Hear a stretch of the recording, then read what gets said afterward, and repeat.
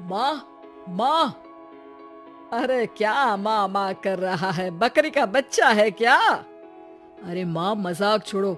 मुझे फाइनली वो मेन चौराहे वाली दुकान मिल गई है। अब देखना, आपका बेटा दुगनी स्पीड से पैसा कमाएगा। ओफो, ये क्या? मेरी ऑनलाइन मेकअप क्लास चल रही है। इतनी जोर से क्यों बोल रहे हो आप दोनों? अरे मेरी धर्म पत्नी जी, मेकअप क्लास बाद में करना। वो चौराहे वाली दुकान मिल गई है हमको। अरे वाह! रुको, मैं अपनी माँ को फोन लगाकर बता देती हूँ। अरे मैं भी अपने रिश्तेदारों को बता देती हूँ। कितनी खुशी की बात है।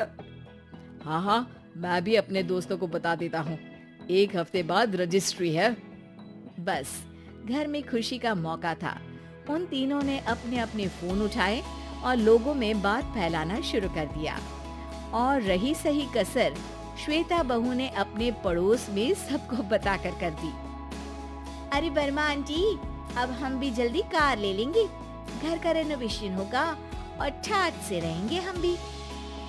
अरे ऐसा क्या हुआ? लॉटरी बाटरी लग गई है क्या?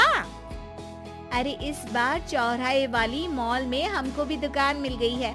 दुकान नंबर 21, जो एकदम चौराहे पर है। अब ग्राहक बढ़ेंगे तो आमदनी भी बढ़ेगी ही ना। अरे वाह, कितनी खुशी की बात है। मैं बहुत खुश हूँ तुम्हें इतना खुश देख के। बाकी एक बात कहूँ, सबको मत बताते फिरना। किसी की नजर लग जाएगी तो खुशी की खबर वापस लौट जाएगी। हैं? ऐसे थोड़ी ना होता है। अब डरा रही हो। अरे सही कह रही हूँ। काली नजर कहते हैं इस चीज को, जब आप किसी को कुछ बताओ और वो काम बिगड़ जाए। अरे लेकिन मैं तो... तुमने सबको बता दिया ना? हाँ, फोन लगा लगा के। अब बच के रहना। काली नजर बड़ी खतरनाक होती है। श्वेता इतनी खुश रहती है कि वो वर्मा आंटी की बात पर ध्यान ही नहीं देती, जबकि पड़ोस में और भी लोगों से खुशी की खबर शेयर करती रहती है। अगले दिन राजेश बहुत दुखी होकर घर आता है। अरे बेटा क्या हुआ? मुंह क्यों सूजा हुआ है? मधुमक्खी ने काट लिया क्या? माँ, वो दुकान किसी और के पास चली गई। किसी ने ज्यादा भाव लगा दिया। अरे पर बात तो आपसे हुई थी ना उस दुकान वाले की। हाँ, आज मैं टोकन अमाउंट देने गया था, तब मुझे पता चला। कोई आकर सुबह मुझसे पहले ही ज्यादा अमाउंट दे गया। काली नजर। क्या? क्या कहा? वर्मा आंटी ने समझाया था कि किसी को बताना मत, वरना काली नजर लग जाएगी। अच्छा, तुम्हें उनकी बात मान लेनी चाहिए थी। उनकी बात मान लेती, लेकिन उसके पहले ही सबको बता चुके थे ना हम तीनों। अरे अगली बार से ध्यान रखेंगे। कोई भी नई चीज होगी तो किसी को नहीं बताएंगे। तीनों कुछ दिन ऐसे ही रहते हैं, पर एक दिन श्वेता को एक मेल आता है।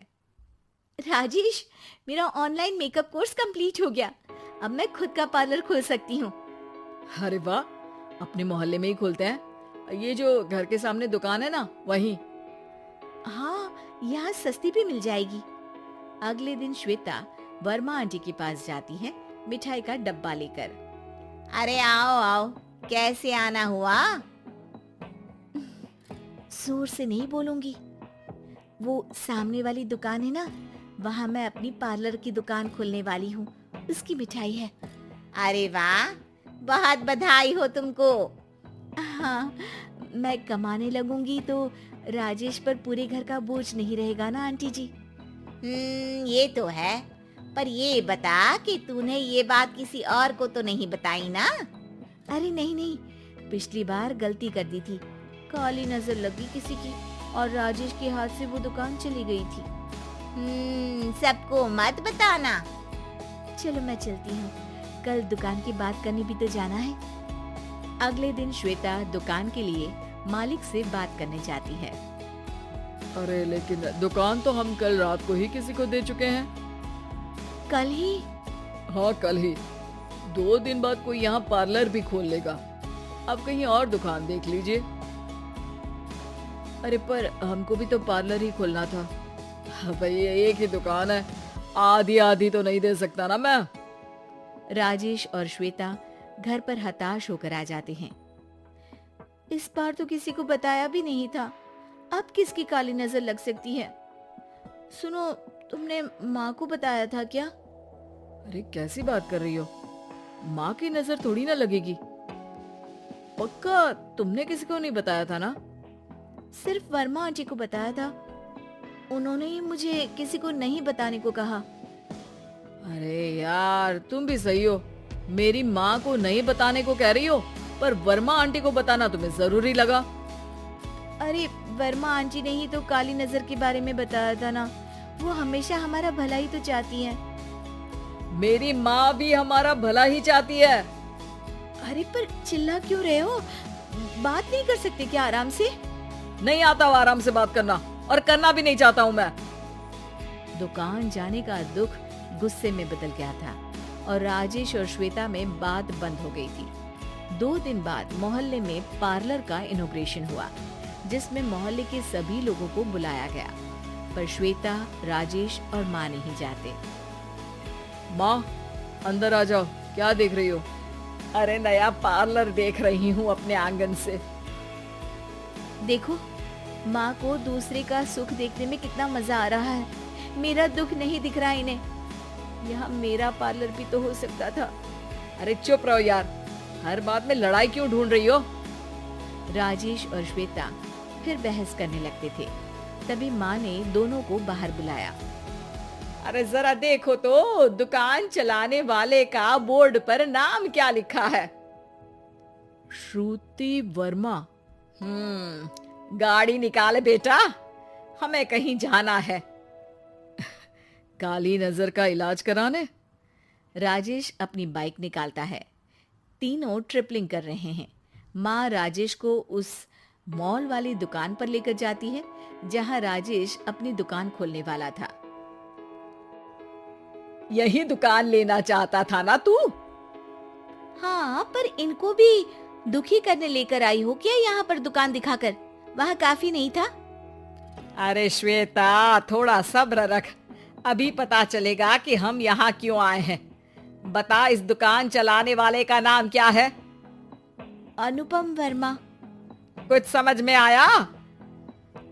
वो दुकान वाली श्रुति वर्मा, ये दुकान वाला अनुपम वर्मा, और हमारे पड़ोस में हमने उस दुकानों के बारे में बताया किसको था? वर्मा आंटी को। मतलब वर्मा आंटी ही हमारा काम बिगाड़ रही है?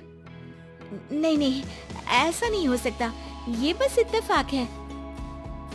राजेश अपना फोन निकालता है और श्रुति वर्मा और अनुपम वर्मा के नाम फेसबुक पर सर्च करता है, जहां ये दोनों ही वर्मा आंटी के रिश्तेदार होते हैं। श्वेता को समझ में आ जाता है कि वर्मा आंटी की ही नजर काली नजर है। अब क्या करना है? कोई भी खुशी की खबर हो तो काली नजर से बचना है, यानी वर्मा आंटी से बचना है। अरे पर मुझे ये समझ में नहीं आया कि वो हमारे साथ ऐसा क्यों करेंगी। अरे बेटा, एक सीख है, दूर के आदमी को आपकी तरक्की से कम परेशानी होगी, पड़ोसी को ज्यादा। दोनों माँ की बात में हामी भरते हैं और अगला काम चुपचाप करने की कसम खाते हैं, ताकि आगे से वर्मा आंटी कोई काम ना बिगाड़ सके।